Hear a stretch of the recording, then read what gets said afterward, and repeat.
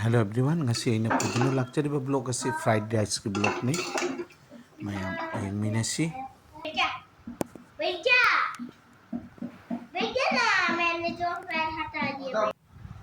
aina fried rice se taunabagi damakta beans khara dagi chanamgi maki korasi ngasi asumai taudana kok laga thamle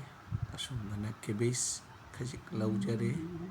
tilau macha ani tomato ama jerum ahum magai sijanararoi sijana matamda ani khakta moina sijanaragani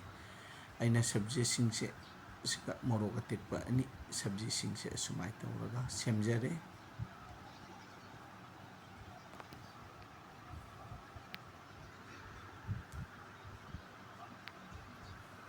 hujik khang sahalle khang siga refined thau hapchale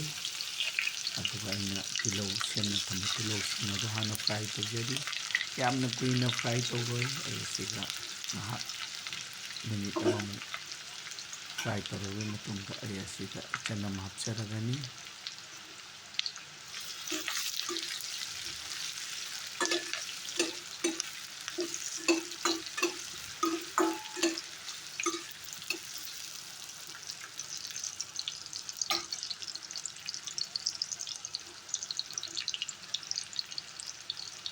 chanam hapchare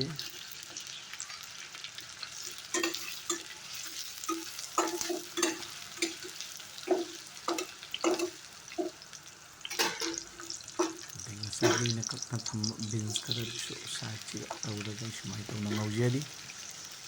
yamna munna ngauroi fried rice ya amna munna haji sabji sabji ngaubugi thakpai mathau tabi hai sum khana laba chaka sum ngaubi nagadabani sum dugo sum mungi and fried rice mo hamga bot ngaujagan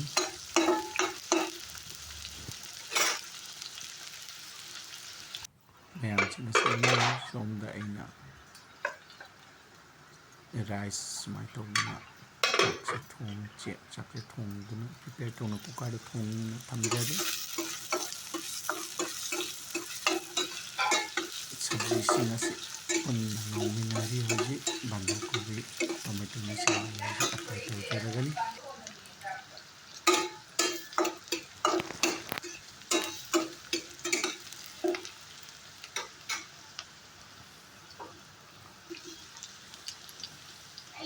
hoji tomato add tawjare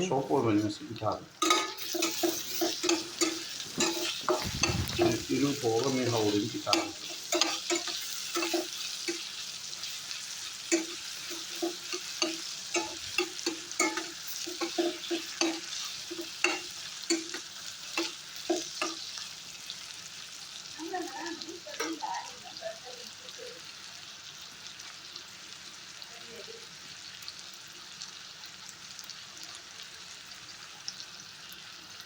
morok atekpani ka kapchari siga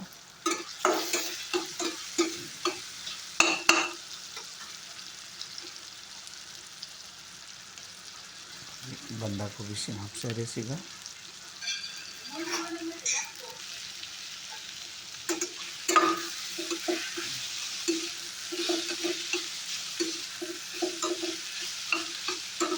aina ngauri sabji sinasi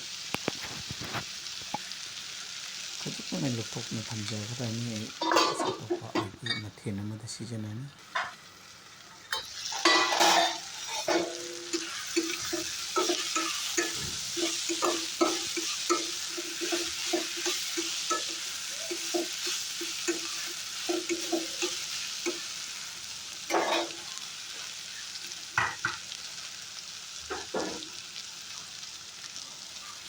thum hapchanjari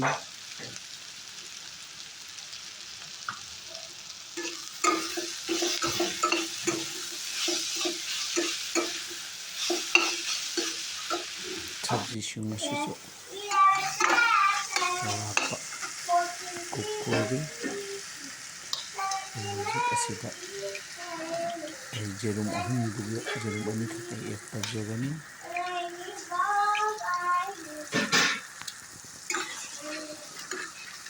ꯑꯩꯒꯤ videography ꯍꯦꯛꯇ ꯁꯣꯏꯔꯛꯏ ꯇꯥꯛꯄꯤꯒꯅꯤ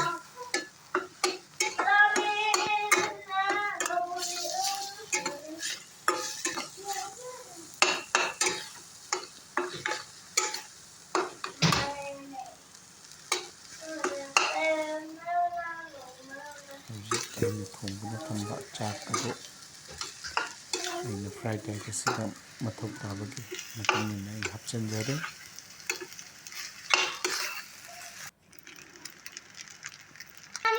minute 3 fry ꯇꯧꯕꯒꯤ ꯃꯇꯨꯡꯗ ꯑꯩ ꯑꯁꯤꯒꯤ ꯁꯣꯁꯁꯦ ꯌꯥꯝꯅ ꯂꯩꯇ꯭ꯔꯦ ꯑꯂꯩꯕ ꯁꯣꯁꯇꯣ ꯍꯥꯞꯆꯔꯦ ꯈꯖꯤꯛ ꯑꯦꯗ ꯇꯧꯈ꯭ꯔꯒ ꯍꯧꯖꯤꯛ ꯁꯣꯌꯥ ꯁꯣꯁ ꯈꯖꯤꯛ ꯌꯥꯝꯅ ꯁꯣꯁ ꯍꯥꯞꯇꯦ ꯁꯣꯌꯥ ꯁꯣꯁ ꯈꯖꯤꯛ ꯑꯃꯨꯛ ꯍꯥꯞꯆꯔꯦ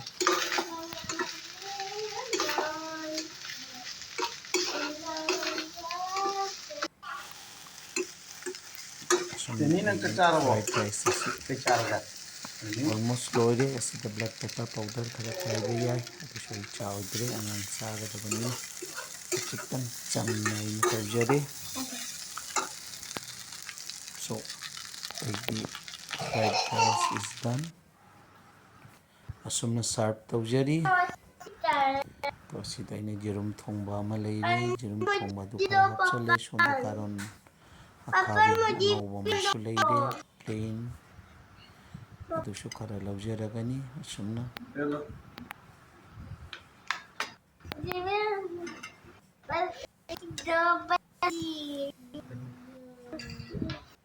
ꯑꯉꯥꯡ ꯑꯁꯤꯁꯨ Kita tengok cehara sa. Anak suruh karo. Thank you